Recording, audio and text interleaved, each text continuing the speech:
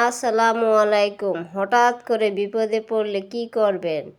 আর এই বিপদে পড়লে হঠাৎ করে কারেন্টের মতো তাড়াতাড়ি কাজ করবে এই আমলটি করলে। দোয়াটি হলো লা ইলাহা ইল্লা আনতা সুবহানাকা ইন্নী কুনতু মিনাজ জালিমিন। লা ইলাহা ইল্লা আনতা সুবহানাকা ইন্নী কুনতু মিনাজ জালিমিন। লা ইলাহা ইল্লা আনতা সুবহানাকা ইন্নী কুনতু মিনাজ জালিমিন। লা ইলাহা ইল্লা আনতা সুবহানাকা ইন্নী কুনতু মিনাজ জালিমিন। তো ভাইরে, আপনি জানলে তো হবে না, ভিডিওটা শেয়ার করে দিবেন।